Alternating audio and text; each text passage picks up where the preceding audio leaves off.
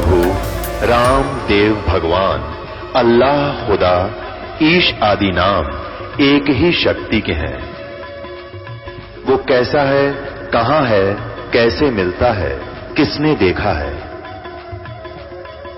ये प्रश्नवाचक चिन्ह पूर्ण रूप से हटाने के लिए अवश्य सुनिए जगत गुरु तत्वदर्शी संत रामपाल जी महाराज के अमृत वचन, सर्व पवित्र धर्मों के पवित्र शास्त्रों के आधार पर। अब तो 250 वर्ष पहले ब्राह्मण सुप्रीम मान्या करते अपने आप को, और फिर उच्च पोस्ट तहसीलदार जी, यह भी तगड़ी बीमारी, मान बढ़ाई भी जीव में बाधक करती है भक्ति में जीव के लिए।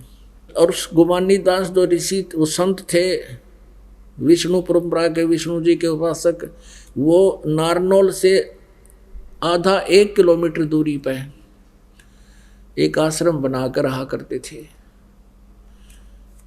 नित्यानंद जी ने उसके बारे में जानकारी प्राप्त की, ये महात्मा कहाँ रहते हैं। सारा ज्ञान प्राप्त करके, जानकारी प्राप्त करके सुबह सुबह चल पड़े उपदेश लेने के लिए, घोड़े पर चढ़ गए। उधर से गोमानी दास जी अपने आश्रम से, कुटिया से, और घूमने के लिए निकल पड़ा वहां से। और उधर से नित्यानंद जी, यानी नंदलाल नाम था इनका, फिर बाद में नित्यानंद नाम रख दिया था। नंदलाल जी आ रहे हैं घोड़े पर चढ़कर उपदेश लेने के लिए। आगे से गुमानी दास जी आ रहे हैं घूमने के लिए दूर तक सैर सपट्टे को। और उन्होंने अपना मुंड मुंडा रखा था। किसने? गुमानी दास जी ने कचकोला कढ़ा रखा था, उस तरह फिरवा रखा था। रात्रि में तो कपड़ा बांध रखा था। तो सत्संग करने आए उस समय तो फ्रेश मूड में घूम रहे थे, कपड़े उपड़े निकाल के अपना शरीर पे कपड़ा बांध कर बस घूम रहे थे। गर्मियों के दिन थे। पहले हम सोन को सोन भी गणे मान्या करते और ब्राह्मण तक गणे मान्या करते।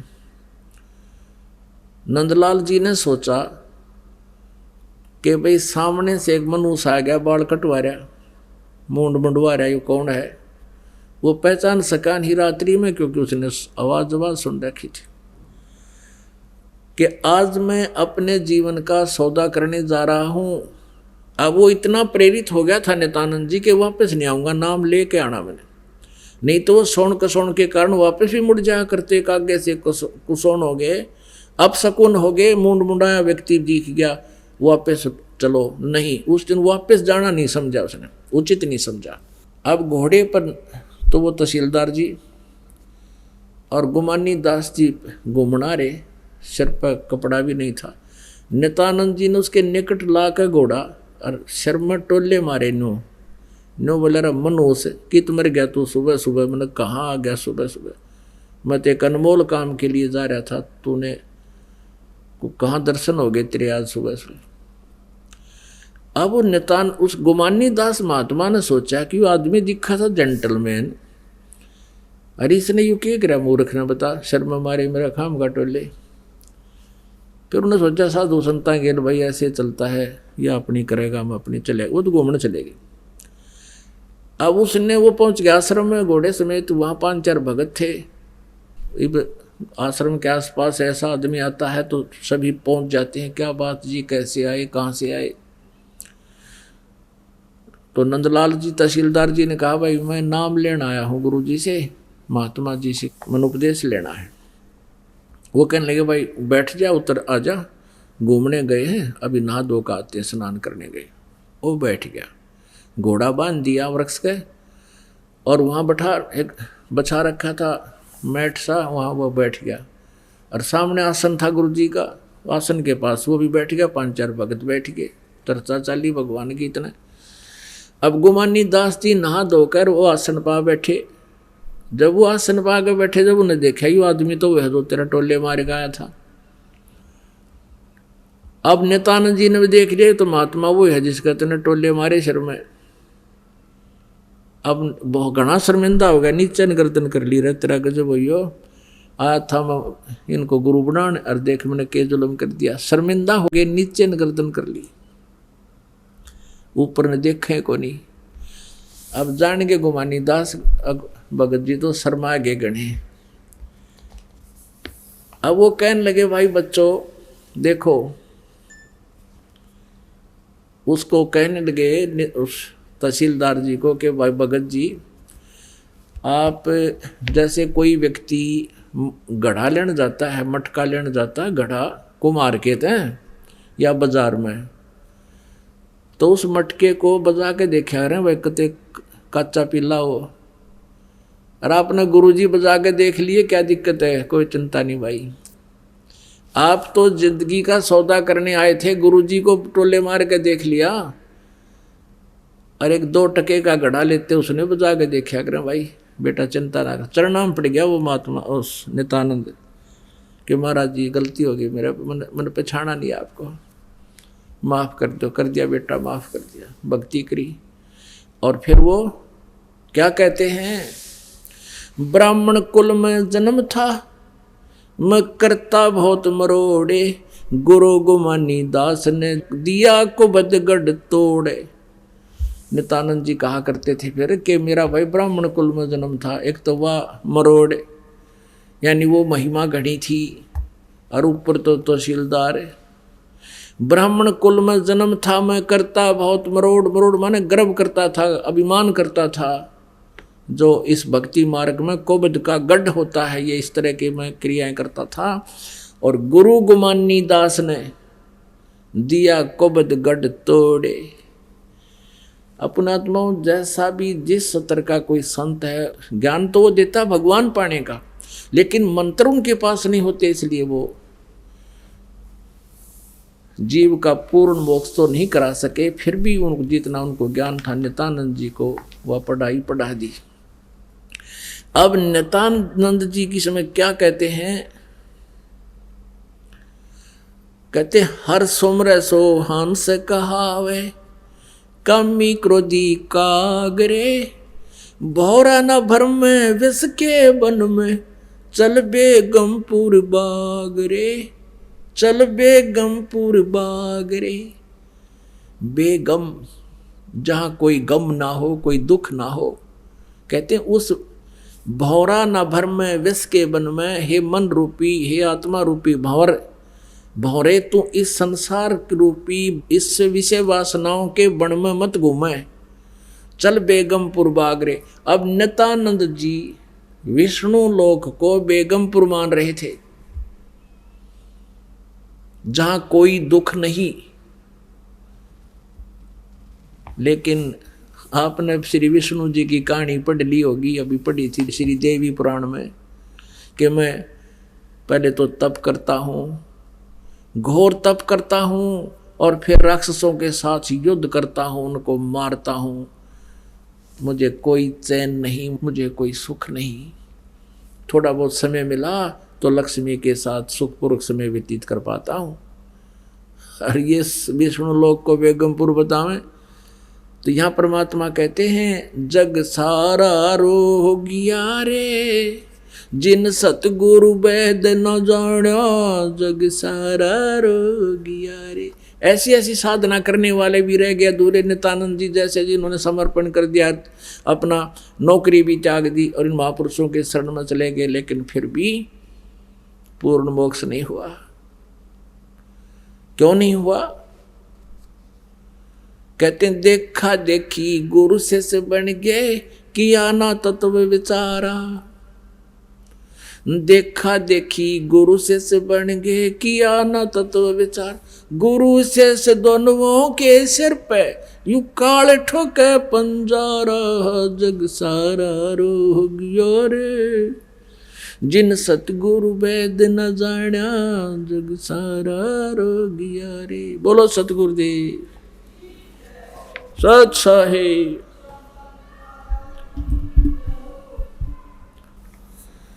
परमपिता परमात्मा पूर्ण ब्रह्म सर्व सृष्टि रचनहार, सभी आत्माओं के एकमात्र मालिक ये कबीर परमेश्वर जी हैं।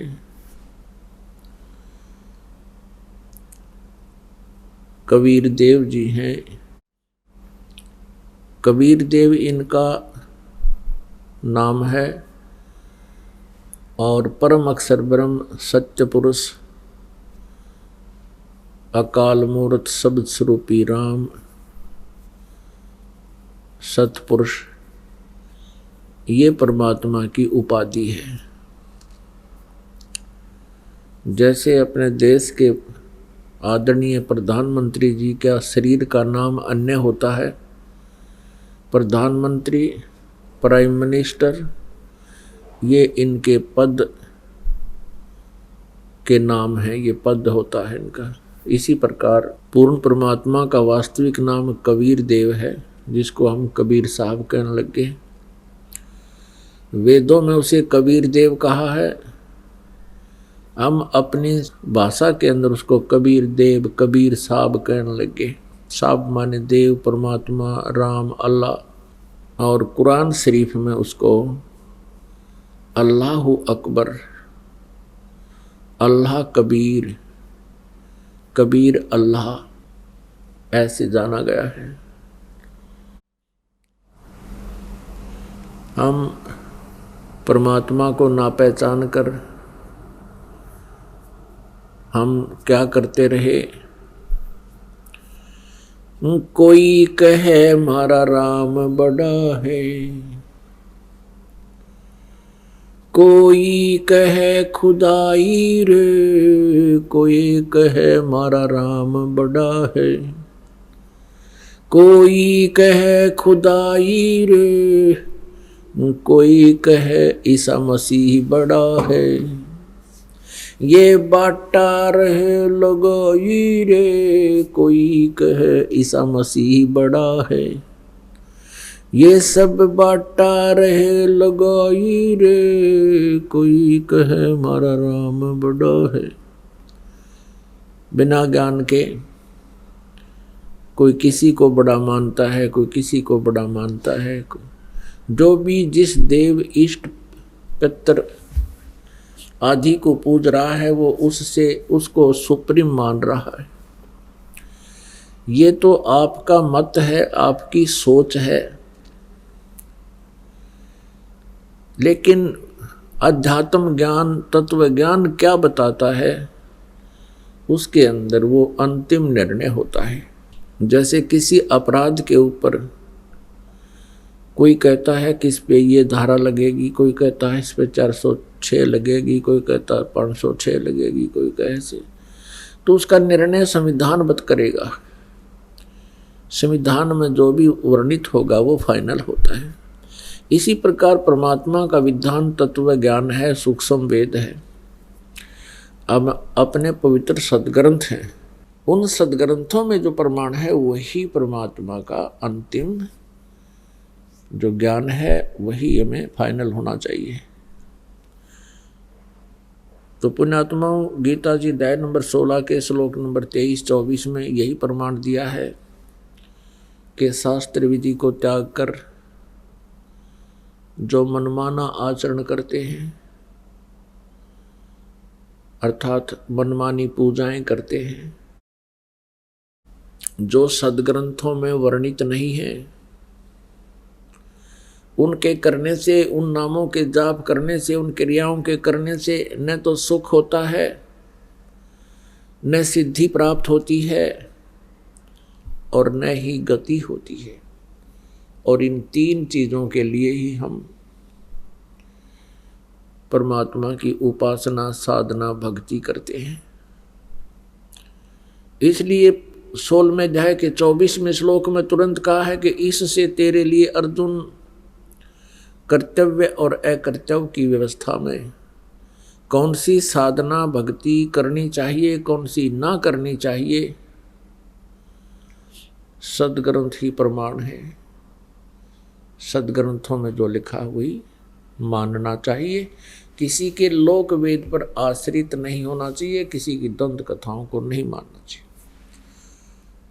तो पुण्यात्माओं, जब तक हमें तत्व ज्ञान नहीं था, हम सभी शास्त्र विधि त्याग कर मनमान आचरण कर रहे थे। तो परमेश्वर ने स्वयं आकर के वो ज्ञान दिया है। परमात्मा पूर्ण ब्रह्म कबीर साहब हैं, ये सारी सृष्टि के रचनहार हैं, कुल मालिक। ये परमात्मा प्रत्येक युग में आते हैं और इनके आने की, सतलोक से चलकर यहाँ प्रकट होने की 3 प्रकार की क्रियाएं हैं। 3 प्रकार से वो परमात्मा लीलाएं करता है यहाँ आकर के। एक तो एक रूप में तो परमात्मा अपने सतलोक में रहता है। परमात्मा पूरे विश्व के कंट्रोल के लिए, पूरे असंख्य ब्रह्मांडों के संभाल के लिए वो 3 स्थिति में क्रिया करता है। एक तो वो सतलोक में रहते हैं, उनका सतलोक के अंदर जो शरीर है उसके एक रोमकूप, जो हमारी ये बाल का छिद्र होता है शरीर पे, इसको रोमकूप कहते हैं। एक रोमकूप की रोशनी करोड़ सूर्य करोड़ चंद्रमा मिला दे, उससे भी अधिक तेजोमय है सतलोक के अंदर। तो पुण्यात्मा जो सत्य पुरुष को निराकार बताते हैं, वहाँ प्रकाश ही प्रकाश है, और परमात्मा को निराकार बताते हैं। उन्होंने ना भगवान को जाना, ना पहचाना, ना उनको आध्यात्मिक ज्ञान, वो आपको बहका रहे हैं। और दूसरी स्थिति में वो परमात्मा प्रत्येक युग में शिशु रूप धारण करके आते हैं और एक लीला करते हैं। नवजात शिशु का रूप धारण करके कमल के फूल पर ही वे विराजमान होते हैं, क्योंकि कमल का फूल बहुत कोमल होता है और उसके ऊपर न कोई जल टिका होता है और न ही उसके ऊपर कोई धूल का कण होता है, और वहाँ से कोई निसंतान दंपत्ति उन्हें उठा ले जाते हैं, जो पिछले संस्कारी ही हुआ करते हैं अधिकतर। फिर परमात्मा धीरे धीरे बड़े होते हैं लीला में, शरीर में, फिर अपने अध्यात्म ज्ञान का प्रचार करते हैं। एक जीवन मनुष्य की सदृश वो लीला करते हुए व्यवहार में लाते हैं और एक जन साधारण जैसे कर्म क्रियाएं करते हैं, अपने हाथों से कार्य करते हैं, निर्वाह करते हैं और साथ में तत्व ज्ञान का प्रचार भी करते हैं, और उसके साथ साथ असंख्य ब्रह्मांडों का संचालन भी वही करते हैं। और तीसरी स्थिति है उस परमेश्वर के यहाँ प्रकट होने की या इन ब्रह्मांडों की संभाल करने की, तीनों लोकों में प्रवेश करके सबका धारण पोषण करने की तीसरी स्थिति है कि वे एक साधु संत के रूप में आते हैं, एक जिंदा महात्मा का रूप बनाते हैं या अन्य साधु का रूप बना करके वो प्रकट होते हैं और अच्छी आत्माओं को, नेक आत्माओं को, श्रेष्ठ आत्माओं को, जो पुण्य आत्मा है, युगों युगों से भगवान के लिए तरफ रही हैं, लगे हुए हैं, उनको मिलते हैं, उनको ज्ञान से और अपने यथास्थान से, यथार्थ स्थान से, उस सत्यलोक से परिचित कराते हैं। उसके पश्चात वो महात्मा, वो महान आत्मा परमेश्वर की महिमा आँखों देखी हुई अपने अमृतवाणी के अंदर वर्णित करते हैं। ये 3 स्थिति होती है परमात्मा की। 3 स्थिति में परमात्मा शरीर धारण करता है। 3 स्थिति में शरीर है परमात्मा का। ऋग्वेद मंडल नंबर 9 सूक्त नंबर 1 और मंत्र नंबर 8 और 9 में ये स्पष्ट किया है कि वो परमात्मा, उस परमात्मा को उग्र गतियां प्रेरित करती हैं, यानी ऐसी स्थिति आ जाती है पृथ्वी मंडल पर, उस समय परमात्मा, धर्म का नाश हो रहा है, अधर्म का बढ़ावा हो रहा है, उस अधर्म का नाश करने के लिए और धर्म का बढ़ावा करने के लिए परमात्मा आते हैं। जैसे आपने गीता जी में पढ़ा है कि यदा यदा ही धर्मस्य ग्लानिर्भवति भारत, ये गीता ज्ञान दाता कहता है कि जब धर्म में गलानी हो जाती है, अधर्मी लोग हो जाते हैं, तब गीता ज्ञान दाता कहता है कि मैं अपने अंश अवतार भेजता हूं, जैसे श्री राम श्री कृष्ण रूप में। तो इनका तरीका है जैसे परशुराम जी के रूप में और कपिल मुनि जी के रूप में। अब इस काल भगवान का तरीका है धर्म की पुनर्स्थापना का। कैसे? जैसे परशुराम जी ने अक्षत्रियों को काट डाला था, अपने फरसे तो मार दिया था सबको।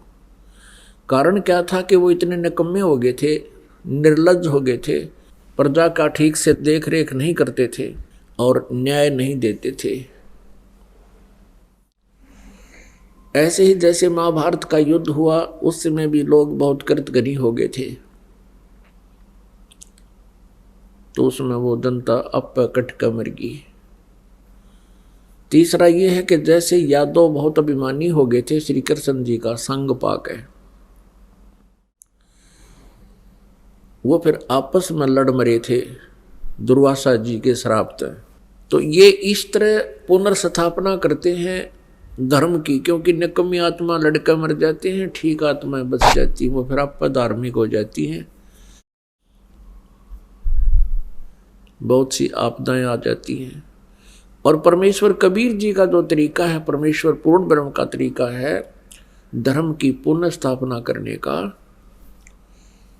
कि वो ज्ञान से, अपने आशीर्वाद से और आध्यात्मिक ज्ञान से हम सबकी सोच बदलते हैं।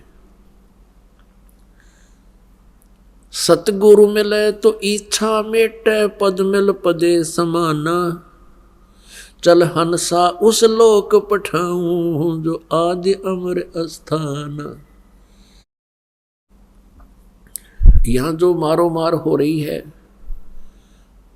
वो किस आधार से हो रही है? माया के लिए। इस माया के जोड़ने के लिए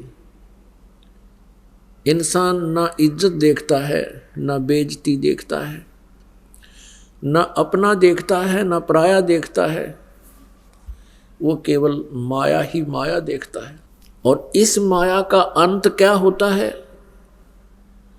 परमात्मा बताते हैं, ज्ञान से आधार बनाकर हमें समझाते हैं कि जिस माया के पीछे तुम अंधे हो चुके हो, ना भाई देख रहे हो, ना बहन देख रहे हो, ना माता पिता की तरफ तुम्हारी श्रद्धा रही है, तुम्हें केवल माया दिखाई देती है। उसके लिए परमात्मा बताते हैं, भक्ति बिना क्या होत है, भरम रहा संसार, रति कंचन पाया नहीं, रावण चलती बार। भक्ति के बिना, परमात्मा की साधना के बिना आपको कुछ भी नहीं मिलेगा। कहते हैं, सर्व सोने की लंका थी वह रावण से रणधीरम, एक पलक में राज बिराजी जम के पड़े जंजीरम। रावण के पास इतना धन था कि पूरी सोने की लंका यानी अपनी नगरी बना रखी थी, और जब रावण का अंत हुआ, संसार छोड़कर जाने लगा, कहते हैं 1 ग्राम सोना स्वर्ण भी साथ नहीं ले जा सका। तो परमात्मा का जो समाज के उद्धार करने का जो तरीका है कबीर भगवान का, वो आध्यात्मिक ज्ञान के माध्यम से होता है। उस आध्यात्मिक यानी तत्व ज्ञान को, सूक्ष्म वेद को यहाँ हमारे तक पहुँचाने के लिए, हमारे हृदय में जमाने के लिए, और फिर उस तत्व ज्ञान से क्या क्या लाभ होता है मानव को, वो प्रमाणित करने के लिए परमात्मा एक पूरा जीवन इस पृथ्वी लोक के ऊपर जनसाधारण की तरह व्यतीत करते हैं। परमेश्वर कबीर देव जी सह शरीर आते हैं, सह शरीर जाते हैं। परमेश्वर की महिमा के अंदर वेदों में लिखा है कि वो परमात्मा अपनी महिमा की वाणी, अपनी जानकारी देने के लिए कविताओं के माध्यम से, लोकोक्तियों के माध्यम से वो ज्ञान प्रचार करते हैं, जिस कारण से वो कवि कहलाते हैं। एक प्रसिद्ध कवि की भूमिका करने से वो कवि भी कहलाते हैं, प्रसिद्ध कवियों में से एक होते हैं। लेकिन वो होते हैं भगवान। पुण्यात्मा कवि तो और भी बहुत हैं। उन कवियों ने भी अपनी अनुभव की वाणी लिखी है। परमात्मा कबीर देव जी ने भी वाणी लिखी है, जिनको हम कवि कहा करते थे। और वैसे परमात्मा का नाम ही कबीर देव है, कबीर साहब है। यानी जो अपनी महिमा की वाणी को कविताओं, दोहों, लोकोक्तियों के माध्यम से ही बोलकर सुनाते हैं, जिस कारण से वो कबीर देव, वो नाम उनका कबीर देव फाइनल है। अब परमात्मा की पहचान हमने करनी पड़ेगी। जैसे कवियों में से भी भगवान को सिलेक्ट करना पड़ेगा। कैसे? जैसे परमात्मा का जो विधान है वो काल वाले कवियों जैसा नहीं है और काल जैसे वाले भगवानों जैसा नहीं है। अब जैसे एक रहीम जी कवि हुए हैं। रहीम जी ने कहा है कि खीरा सिर से काटकर मलिए नमक लगाए, रहीमन कड़वे मुखन को चाहत यही सजाए। अब रहीमन जी का उद्देश्य है कहने का कि यदि कोई कड़वे वचन बोलता है, जैसे खीरा कड़वा होता है, उसको एक सिरे से काटकर और फिर उसको ऐसे नमक लगाकर मसलते हैं तो उसका कड़वापन ठीक हो जाता है, निकल जाता है, मीठा बन जाता है। कहने का भाव ये है, यदि कोई कटु वचन बोलता है, बकवाद करता है, गाली देता है, तो उसका बक्कल तार दो, उसने कूट छेद दो, अच्छी तरह संवार दो, तो वो सीधा हो जाएगा। ये तो तरीका है काल के कवियों का और काल के भगवानों का। श्री राम, श्री कृष्ण, श्री परशुराम जी जो काल ब्रह्म के द्वारा भेजे गए अवतार थे। और परमात्मा कबीर जी क्या कहते हैं? आवत गाली एक है, उल्टा होए अनेक, कह कबीर ना उलटियो वार है एक की एक। गाली ही से उपजय कलह कष्ट और मीच, आर चले सो साधु है भाई लाग मरे सो नीच। अब देखो कितना अंतर है। परमात्मा कहते हैं जो तो कु काटा बोवे है ताको बो तू फूल, तो हे फूल के फूल हैं वा को मिले तरशूल। तो हमने परमात्मा को पहचानना है और उस परमात्मा के बताए प्रत्येक नियम का पालन करते हुए हम अपना कल्याण करा पाएंगे। नहीं तो ये बात बनाते अपने अपने सिद्धांत थ्योरी बना बना के असंग युग हो गए हमने, यहाँ धक्के खाते ने भटकता ने। यह समाधान कभी नहीं हो सकता। जैसे श्री रामचंद्र जी ने बाली को मारा था, क्या समाधान हुआ? अगले जन्म में वो श्री कृष्ण, रामचंद्र जी श्री कृष्ण बने और वो बाली बना एक शिकारी। फिर श्री कृष्ण जी का वध उस शिकारी ने किया, पैर में तीर मार के। तो क्या समाधान हुआ इससे? तो ये रहीमन जैसे जो अन्य कवि थे, इनकी सोच काल प्रेरित थी। परमात्मा भी एक कवियों में से गिने जाते हैं, क्योंकि वो उनके परमात्मा के इतिहास में, उनकी लीला में लिखा हुआ है। ऋग्वेद मंडल नंबर 9 सूक्त नंबर 96 और मंत्र नंबर 16 से 21 तक स्पष्ट किया हुआ है। 16 में कहा कि भगवान आपका वास्तविक नाम क्या है, उसका ज्ञान कराएं। 17 और 18 में स्पष्ट किया है कि वो कबीर देव, वो कबीर परमात्मा कबीर है और वो अपनी कबीर वाणी के माध्यम से अपनी महिमा की वाणी कविताओं से बोलता है, कविताओं से, जिस कारण से वो प्रसिद्ध कवियों में से भी एक होता है। लेकिन वो होता है अमर परमात्मा, वो पूर्ण परमात्मा होता है। और वो परमात्मा तीसरे मुक्ति धाम में रहता है। तीसरे मुक्ति धाम में यानी सतलोक में रहता है। उस सनातन परम धाम में रहता है। ऋग्वेद मंडल नंबर 9 सूक्त नंबर 86 के मंत्र 26 और 27 में, ऋग्वेद मंडल नंबर 9 सूक्त नंबर 82 के मंत्र 1, 2, 3 में, ऋग्वेद मंडल नंबर 9 सूक्त नंबर 20 मंत्र 1 में, और भी अनेक स्थानों पर यह स्पष्ट किया हुआ है कि वो परमात्मा अपने सतलोक से चलकर आता है। जहां वो परमात्मा रहते हैं उसको सतलोक कहते हैं। गीता जी अध्याय नंबर 18 के श्लोक नंबर 62 में जिस परमेश्वर परम अक्षर ब्रह्म के बारे में कहा है कि अर्जुन तू सर्वभाव से उस परमेश्वर की शरण में जा, उसकी कृपा से तू परम शांति को और सनातन परम धाम को यानी सतलोक को प्राप्त होगा। सनातन शाश्वतम स्थानम यानी सदा रहने वाला स्थान जिसका कभी नाश ना हो, उसको सत्यलोक कहते हैं, अमर लोक कहते हैं। वहां चला जाएगा, उसको प्राप्त होगा। यानी वो परमात्मा सतलोक में रहता है और वहां से गति करके आता है। यहाँ आने का उद्देश्य क्या होता है परमेश्वर का? कि वो अपनी प्यारी आत्माओं को और अच्छी आत्माओं को वो तत्व ज्ञान समझाता है, वो तत्व ज्ञान देता है। अपुण्य आत्माओं वही परमात्मा अपनी लीला करने के लिए सन 1398 में विक्रमी संवत 1455 ज्येष्ठ सुदी पूर्णमासी यानी जेठ उत्तर की पणवासी या देसी लैंग्वेज में को ब्रह्म मुहूर्त में, ब्रह्म मुहूर्त वो होता है उस समय ना रात होती है ना सुबह होता है, सूर्य उदय होने से लगभग 1.5 घंटा पहले वह परमात्मा एक लहर तारा नामक तालाब पर, एक लहर तारा नामक तालाब में विकसित कमल के फूल पर एक नवजात शिशु का रूप धारण करके प्रकट हुए। नीरू नीमा नाम के एक जुलाहा थे, वो निसंतान थे, पति पत्नी थे।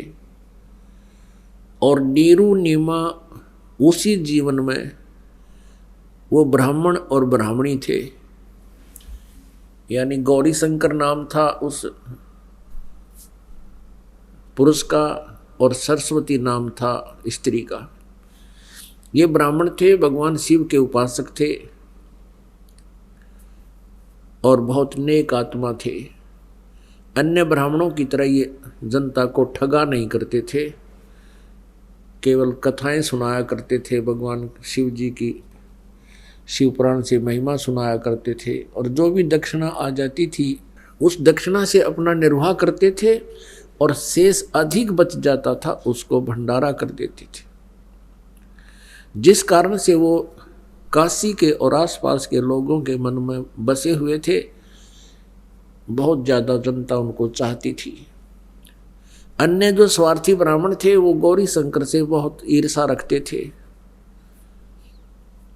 क्योंकि जनता उनके पास ज़्यादा जाने लगी थी। इस बात का ज्ञान मुसलमान धर्म के काजी और मुल्लाओं को था कि गौरी शंकर बहुत ज़्यादा प्रचार करता है हिंदू धर्म का, और उनको ये भी ज्ञान था कि इसके साथ अन्य ब्राह्मण नहीं हैं। अन्य ब्राह्मण जो मुखिया रूप में होते हैं, जो गुरु रूप में होते हैं, वो नहीं है। तो उन्होंने जबरदस्ती, मुसलमानों ने जबरदस्ती, काजियों ने गौरी शंकर और सरस्वती को अपना जल पिला दिया, उनके कपड़ों पर छिड़क दिया, सारे मकान में छिड़क दिया आवाज़ लगा लगा के। और जो गौरी शंकर से ईर्षा किया करते थे वो ब्राह्मण, उनका दाव लग गया। उन्होंने सब नगरी में डंडोरा पिटवा दिया कि गौरी शंकर मुसलमान बन गया है, उससे कोई भी व्यवहार ना रखे हिंदू धर्म वाले, और गंगा में स्नान करना बंद है उनका। इस तरह के भाईचारा बंद करवा दिया। अब मुसलमानों ने उनका नाम, गौरी शंकर का नाम रख दिया नूर अली, उसको कहने लगे नीरू। और सरस्वती का नाम रख दिया नियामत, उसको नीमा कहने लगे शॉर्टकट में, जिस कारण से नीरू और नीमा ये प्रसिद्ध हो गए। इनको संतान प्राप्त नहीं थी, आयु लगभग 60 वर्ष हो गई थी। 20, 25, 30 वर्ष की उम्र, 40 वर्ष की उम्र में ये मुसलमान बना दिए गए थे। निसंतान होने के कारण ये बहुत दुखी रहते थे।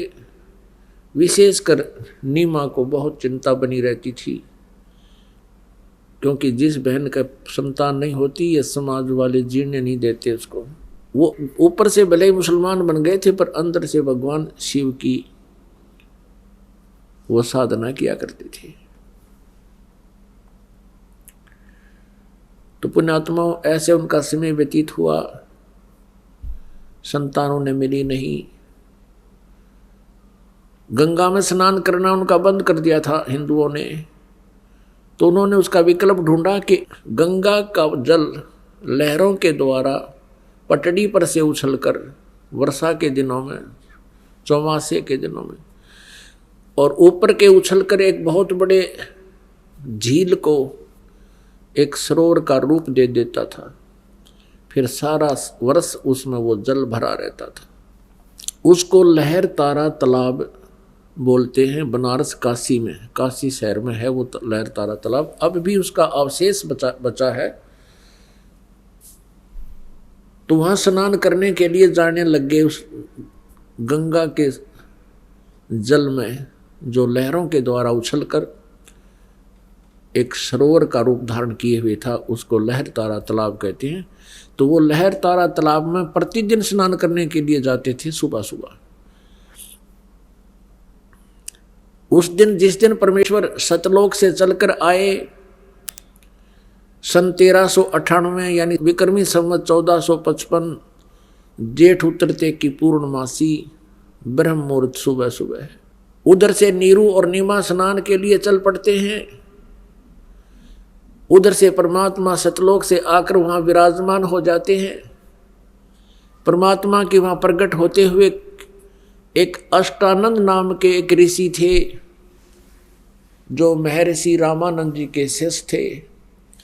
वो भी वहाँ प्रतिदिन स्नान करने के लिए उस तालाब के किनारे पर जाया करते थे। स्नान करके वहाँ अपना जैसा उनके गुरुदेव ने साधना बता रखी थी उसको बैठकर वहाँ किया करते थे, अभ्यास करते थे। अपने प्रतिदिन की तरह अष्टानंद जी भी वहाँ विराजमान थे। आकाश से प्रकाश आया, प्रकाश का गोला आता दिखाई दिया। किसको? अष्टानंद जी को। अष्टानंद जी ने जब उस प्रकाश के समूह की तरफ देखा, प्रकाश पुंज की तरफ देखा, उसकी आंखें चौंधिया गई, चरम दृष्टि सहन नहीं कर सकी उस तेज को, आंखें बंद हो गई। जिस प्रकार हम सूर्य को देखते हैं, सूर्य को हम ज़्यादा देर नहीं देख सकते और फिर आंखें बंद करते हैं तो सूर्य का आकार प्रकाश रहित हमें स्पष्ट दिखाई देता है। इसी प्रकार जब अष्टानंद जी की आंखें बंद हुई, उसने क्या देखा कि उस प्रकाश पुंज के अंदर एक बालक का रूप दिखाई दिया। अब उसने आंखें खोली, दोबारा आंखें खोली, क्या देखा कि वो प्रकाश एक कमल के फूल के ऊपर सिमट गया और उसकी आंखों के आगे वो परमात्मा का जो शिशु रूप था, वो जिधर भी नजर करता है आंखों के साथ घूम रहा है। कुछ समय के लिए ऐसा रहा, फिर वो जैसे हम सूर्य की तरफ देखते हैं, कुछ देर उसकी आकार हमारे साथ रहता है, फिर धीरे धीरे फीका हो करके वो आंखों से ओझल हो जाता है। ठीक ऐसा ही उस अष्टानंद जी के साथ हुआ। अब अष्टानंद जी ने सोचा कि भी मुझे ये भगवान के दर्शन हुए हैं, मैंने प्रकाश देखा है, ये कोई मेरी भक्ति की उपलब्धि है या कोई अन्य करिश्मा है प्रभु का। इसके जानने के लिए अष्टानंद जी उठकर चल पड़े और अपने पूज्य गुरुदेव महर्षि रामानंद जी के पास चले गए। महर्षि रामानंद जी उस समय काशी में रहते थे। 1400 ऋषि बना रखे थे उसने प्रचारक। उनमें से एक अष्टानंद जी भी थे। केवल वो ब्राह्मणों को ही दीक्षा देते थे महर्षि रामानंद जी, अन्य किसी जाति वाले को वो दीक्षा नहीं देते थे, ना शिष्य बनाते थे। ब्राह्मण होने के नाते वो अन्य जाति शूद्र जाति वालों से बहुत हेट करते थे, नफरत करते थे, छुआछूत चरम सीमा पर थी। अब रामानंद जी से जब अष्टानंद जी ने पूछा कि हे गुरुवर, हे गुरुदेव, हे ऋषिवर, आज आपके बच्चे ने ऐसा करिश्मा देखा कि आकाश से एक प्रकाश पुंज आ रहा था। मैंने उसकी तरफ देखा तो मेरी आंखें बंद हो गई। आंखें बंद हुई तो मैंने क्या देखा कि एक शिशु रूप था बालक का मेरी आंखों के आगे से, आंखों में प्रकाश रहित दिखाई दे रहा था। और फिर आंखें खोली, क्या देखा कि लहर तारा तालाब में कमल के फूल पर वो प्रकाश एकत्रित हो गया। फिर मुझे कुछ दिखाई नहीं दिया, अंधेरा था। ए गुरुदेव, ये मेरी कोई भक्ति की उपलब्धि है या मेरी ये कोई भ्रमना है? इस शंका का निवारण करो प्रभु। महर्षि रामानंद जी ने कहा, पंडित स्वामी रामानंद जी ने कहा कि बेटा, ये न तो तेरी भक्ति की उपलब्धि है, न ही तेरा कोई धोखा है। ऐसी लीलाएं उस समय होती हैं जब ऊपर के लोकों से अवतार आते हैं और वो किसी माँ के गर्भ में प्रवेश करते हैं और फिर जन्म लेते हैं। तो कोई अवतार ऊपर के लोकों से आया है और वो यहाँ किसी माँ के गर्भ से जन्म लेगा। अब इन महापुरुषों की बुद्धि यहीं तक सीमित है कि माँ के बिना जन्म किसी का नहीं होता, क्योंकि श्री रामचंद्र जी, श्री कृष्ण जी आदि जितने भी इनके अवतार आए हैं, भगवान हैं, ये सभी माँ से ही जन्मे हैं। केवल कबीर परमेश्वर पूर्ण ब्रह्म, उसकी कोई माँ नहीं है, कोई जननी नहीं है। ना सतगुरु जननी जने, उनके माँ ना बाप, पिंड ब्रह्मंड उनके नहीं, नावा तीनों ताप। अपना आत्मा परमात्मा का जो शरीर है आप और हम जैसा नहीं है। यजुर्वेद अध्याय नंबर 40 के मंत्र 8 में उसमें यही प्रमाण दिया है कि सप्रियागात, परि माने पूर्ण रूप से, अगात माने जिसका कोई पंच भौतिक शरीर नहीं है, अप्रियागात। और वो कैसा है? कबीर मनीषी शुक्रम अकायम असनाविरम। कबीर मनीषी, वो कबीर परमेश्वर मनीषी एक तत्वदर्शी संत के रूप में प्रकट जब होता है, वो शुक्रम अकायम। अब उनका शरीर माता पिता के संयोग से बीज शक्ति से बना हुआ काया नहीं होती और नाड़ी आदि के जोड़ जुगाड़ से वो नहीं बनता, असनाविरम है। कुछ वेदों के अनुवाद करता यही विचलित हो जाते हैं, केवल एक अक्षर को पढ़कर अकायम असनाविरम, अकायम शब्द को पढ़कर वो समझ लेते हैं, मान लेते हैं कि परमात्मा काया रहित है, लेकिन आगे ये नहीं पढ़ते कि असनाविरम क्यों लिखा। असनाविरम और शुक्रम, उस परमात्मा का शरीर शुक्र से बना हुआ नहीं है और बनी हुई काया नहीं है, वो उसमें नाड़ी आदि नहीं होती। फिर आगे इसी मंत्र में लिखा वो स्वयं भू परिभू, वो स्वयं प्रकट होता है। फिर स्वयं भू की क्या आवश्यकता थी? जो इसी से हम निर्णय ले लेते हैं कि परमात्मा काया रहित है, निराकार है। परिभू का अर्थ होता है सबसे पहला परमेश्वर, परिभू जो प्रथम प्रगट, और स्वयंभू का अर्थ होता है जिसके कोई जनक ना हो, वो केवल कबीर देव है, कबीर साहब है। अब रामानंद जी को इतना ही ज्ञान था, जैसा भी ज्ञान था अपने शिष्य का समाधान कर दिया। अष्टानंद संतुष्ट हुए। अब क्या होता है, उधर से नीरू और नीमा स्नान करने के लिए लहर तारा तालाब की तरफ प्रस्थान कर देते हैं।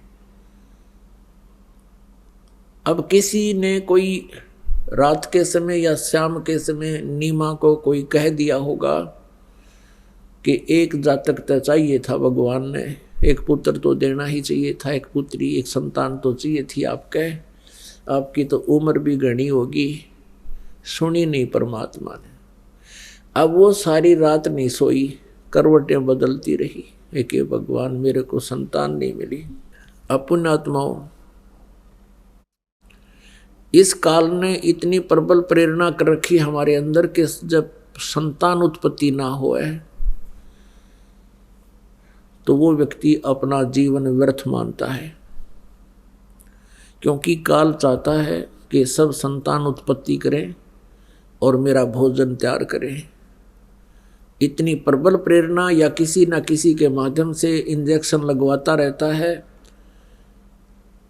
तो जिस कारण से जिसके संतान नहीं होती, कुछ दिनों के बाद उसको कोई ना कोई आकर टोक देता है, वो फिर तड़फ उठते हैं।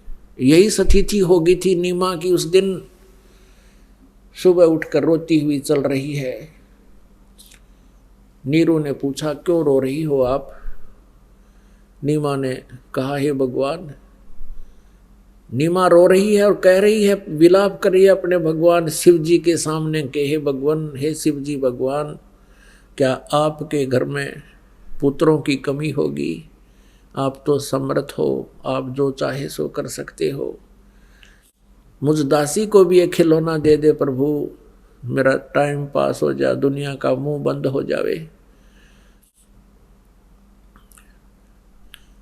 ऐसे बहुत बुरी तरह विलाप करने लगी। अब नीरू ने कहा, नीमा, यदि हमारे भाग्य में होती तो भगवान दे देते, शिव जी अवश्य प्रदान कर देते। अब उम्र क्या रह गई है, 60-65 साल की उम्र हमारी हो गई है।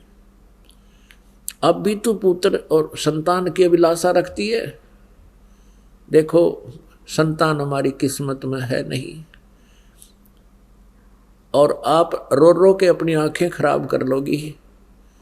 बुढ़ापे में कोई उंगली पकड़ने वाला है नहीं, आंखें तेरी चली जाएंगी और दुखी हो जाएगी, तू ना रो। ऐसे समझा बुझा के उसको चुप कराने का प्रयत्न उसका पति नीरू कर रहा है। ऐसे चलते चलते वो लहर तारा तालाब पर पहुंच गए, जहां परमात्मा शिशु रूप में विराजमान थे कमल के फूल पर। अब पहले नीमा ने स्नान किया, नीरू बाहर खड़ा रहा। नीमा स्नान करके बाहर आई, फिर नीरू स्नान करने के लिए उस लहर तारा तालाब में प्रवेश कर गया।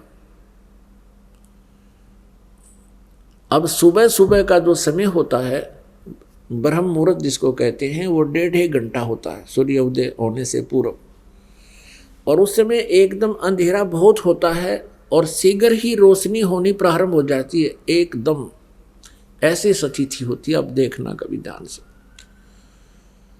अब नीमा जिस कपड़े को लपेट कर स्नान किया था नीमा ने, उसको धोने के लिए वो पुनः किनारे पर गई, और नीरू नहा रहा था, ऐसे मलमल के पानी डाल रहा था, मसल रहा था। अच्छा, सुंडी जितने पानी में खड़ा था, नाभि जितने पानी में। अब नीमा ने क्या देखा कि कमल के फूल पर कोई वस्तु हिल रही है, जैसे कोई सांप हो, सर्प हो। परमात्मा ने एक अंगूठा मुख में दे रखा था, एक पैर को हिला रहे थे नवजात शिशु के रूप में, ऐसे। अब नीमा ने सोचा, हे भगवान, कहीं कोई सर्प ना हो, मेरे पति को डस ले। उसने और गौर से देखा, ध्यान से देखा। क्या देखा कि बच्चा है, कमल के फूल पर बालक है। अपने पति से कहने लगी कि देखियो जी, देखियो जी, कमल के फूल पर बालक है, फूल पर बालक है। अब नीरू ने सोचा, या तो मेंटल होली, इसको अब जल में भी बालक दिखाई देने लगे, और कहता है, हे भगवान, इसको सद्बुद्धि दो, ये भूल पड़े इसके बच्चों की। तो वो कहती है जी मेरी बात सुनो, देखो बच्चा देखो बच्चा। वो कहने लगा नी माँ तू पागल होएगी, अब तुझे जल में भी बालक दिखाई देने लग गए। अब नी माँ कहने लगे जी मैं सच कहती हूँ, देखो देखो। अब उसने और कसक के साथ कहा, जिधर हाथ का संकेत कर रही थी, नीरू ने देखा सचमुच उससे 10 फुट दूरी पर, 20 फुट की दूरी पर कमल के फूल पर बालक विराजमान। अब उसने आव देखा ना ताव देखा, उस कमल के फूल समेत तोड़ दिया, उठा लिया बालक को और अपनी पत्नी को थमा दिया कि सचमुच ये तो बालक डूब ही जाता। अपने आत्माओं, जिस परमात्मा की चाह, जिस परमात्मा की खोज में पुण्यात्माओं ने राज त्याग दिए, राजाओं ने राज त्याग दिया और हजारों वर्षों तक साधनाएं की, जंगल जंगल में वन वन में भटकते रहे। कोई तप करता है, कोई जप करता है उसको पाने के लिए। क्यों? क्योंकि वो परमात्मा सर्व सुखदाई है, सर्व कष्ट हरण है, वो पूर्ण मोक्षदायक है। उस परमात्मा के साथ हम बहुत सुखी रहेंगे। परमात्मा का आशीर्वाद हमें मिल जाए तो हम सदा सुखी रहेंगे, उनके पास रहेंगे, सतलोक चले जाएंगे।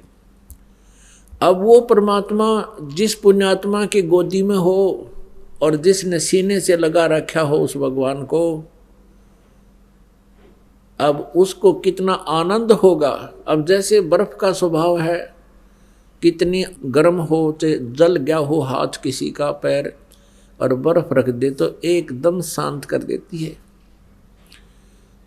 उसका जलन भी नहीं रहती, छोड़ती। तो ऐसे इस संसार में हम अपने कर्मों रूपी अग्नि में हमेशा जलते रहते हैं, कोई ना कोई समस्या मन में उत्पन्न रहती है।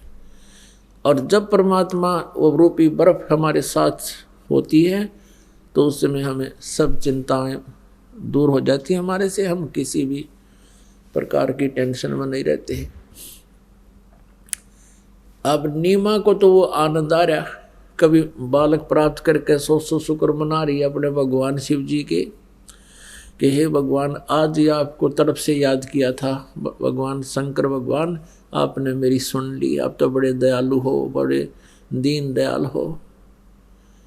अपने आत्मा हमारे साथ नो बन रही थी बूढ़ी, हमारे सारे दुख दूर तक रहा था परमात्मा कबीर जी, पूर्ण परम अक्षर ब्रह्म। और हम क्रेडिट दिया करते उस इष्ट ने जिस नाम पूजा करते, जैसे ये दास पहले बाबा श्याम जी ने पूजा करता, और घर में संतान हुई, नौकरी लगी, पास होया करते, दादा श्याम जी को क्रेडिट दिया करते। वो श्याम जी ने अपना बेरा तू के था, के सांग था, उसके आप पैसे थी बुरी। तो ऐसे हम श्री कृष्ण को, कभी श्री रामचंद्र जी को, भगवान विष्णु को सौ शुक्र मनाया करते, आपने हमारा इतना दुख दूर कर दिया, संतान दे दी, नौकरी दे दी। अब इन भगवानों के इतिहास से पता चला ये तो कुछ भी ना दे सकते हमें, ये तो as it is work done दे सकते हैं, जैसा जिसका पुण्य है उतना ही दे सकते हैं, जैसा पिछला संस्कार है। प्रारब्ध में ज्यों का त्यों ही मिलता रहेगा, ये कुछ परिवर्तन नहीं कर सकते। मासा घटे ना तिल बधे, विद ना लिखे जो लेख, सच्चा सतगुरु मेट कर ऊपर मारे मेघ। तो कबीर परमात्मा ही, जैसे गीता जी अध्याय नंबर 15 के श्लोक 16 और 17 में 3 पुरुष बताए। पुरुष माने प्रभु, ब्रह्म कहो, प्रभु को राम कहो। एक सरपुरुष, सरपुरुष तो ये ब्रह्म है, ब्रह्मा विष्णु महेश का पिता, और अक्षर पुरुष है ये 7 संग ब्रह्मांड का स्वामी, और सरपुरुष है केवल 21 ब्रह्मांड का स्वामी प्रभु राम। और 17वें श्लोक में लिखा है कि उत्तम पुरुष तु अन्य परमात्मा इति उदाहरते, यह लोग तरमावी से विभरती अवैश्वर है। 17वें श्लोक में निर्णय दे दिया कि उत्तम पुरुष यानी श्रेष्ठ परमात्मा प्रभु, पुरुष माने प्रभु, तो कोई और ही है इन दोनों से, सरपुरुष और अक्षर पुरुष से, जो 16वें श्लोक में वर्णित है। और वही वास्तव में परमात्मा कहता है, और वही तीनों लोकों में प्रवेश करके सबका धारण पोषण करता है, यानी कि सबकी मनो इच्छा वही पूर्ण करता है और कोई कर ही नहीं सकता। अब नीमा गुणगारी शंकर भगवान के और गोदी में ठारी उस परम अक्षर भगवान ने।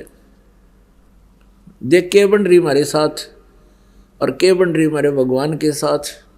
कहते हैं जगत का पेखना पेख्या धनी का नाम न लेखा।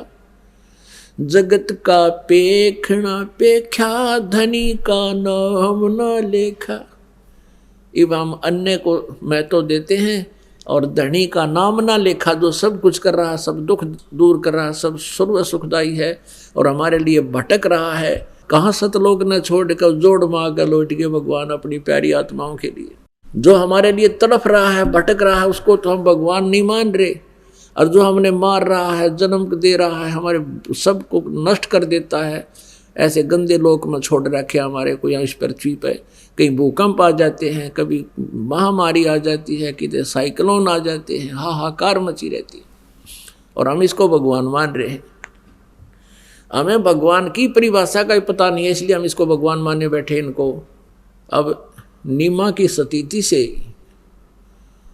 हम अच्छी तरह परिचित हो जाएं, आंखों से आंसू नहीं छूटे। हे भगवान, कितनी पुण्यात्मा होगी वो जिसके सीने से भगवान लगे हुए हैं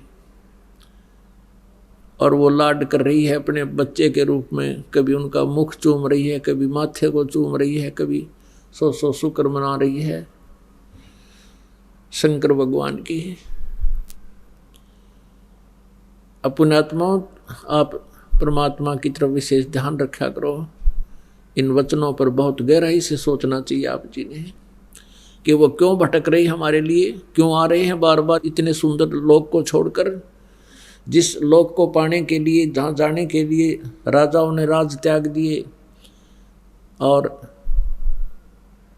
शेख फरीद जैसे महापुरुष ने कुएं में जा करके साधनाएं की, और जब उसके आंखें निकालने के लिए कौवे आगे क्यों, इतना दुर्बल शरीर हो गया था उनका, आहार ना करने से अस्थि पिंजर शेष रह गया था। कौवे आकर बैठ गए थे माथे पर कि और तो मांस की तरह शेष रहा कौन इस व्यक्ति पर, आंखें निकाल लें इसकी। जब आंखें निकालने के लिए कौवे आकर बैठे माथे पर, जब शेख फरीद ने कहा था कि भाई कौवे मेरी आंखें मत खाना, मेरी आंखों को छोड़ दो, बाकी मेरे शरीर पर कहीं मांस बचा हो उसको खा लीजिए, हाडों पर इस मांस को खा लो, लेकिन मेरी दो आंखों को ना छूना, मुझे परमात्मा के दर्शन की इच्छा है, अभिलाषा है। यूं कहकर फूट फूट कर रोने लग गया। तो जिस परमात्मा को पाने के लिए ऐसे कठिन परिश्रम किए, प्रयत्न किए, और वो परमात्मा सहज में उस माई के सीने से लगे बैठे हैं। अब कुछ देर के बाद नीरू स्नान करके बाहर आता है और वो क्या देखता है कि नीमा तो पागलों की तरह इस बच्चे को कभी सीने से लगा रही है, कभी माथे को चूम रही है, कभी सिर पे बैठा रही है और कभी आसमान की तरफ झांक रही है। अब नीरू ने सोचा कि पहले तो हम हिंदू से मुसलमान बना दिए, हमारा कोई ना हिंदुओं में साथी और ना मुसलमानों से इस विशेष हमारा कोई लगाव रहा। अब इतना उनके साथ संपर्क नहीं बन पा रहा। और इस बालक को हम घर ले जाएंगे तो सभी पूछेंगे तुम कहाँ से लाए हो। यदि हम कहेंगे कमल के फूल पर मिला है तो हमारा मजाक करेंगे, कोई विश्वास करेगा नहीं और पंचायत आदि करके हमें गांव से निकाल देंगे, हमारी पिटाई करेंगे और पूछना चाहेंगे कि सचमुच बताओ तुम किसका नवजात शिशु उठा कर लाए हो। और हमें नगर से निकाला भी दे दिया जा सकता है। अब नीरू ने अपनी पत्नी से सब बातों से अवगत कराया कि आप इस बच्चे को यहीं छोड़ दो, ये बालक तो हमारे पास रहेगा नहीं, लेकिन इस नगरी से भी हमें निकाला जा सकता है। तो नीमा ने कहा जी ना जाने इस बालक ने मेरे ऊपर के जादू कर दिया, मैं इसको छोड़ नहीं सकती, मैं इससे पल भी दूर नहीं हो सकती, मेरी प्राण निकल सकते हैं। ना जाने इसने मेरे ऊपर के कैसा जो है ना ये क्रिया कर दी, सम्मोहित कर लिया मेरे को इसने, मेरा इसमें बहुत प्रेम हो गया, मैं नहीं छोड़ सकती।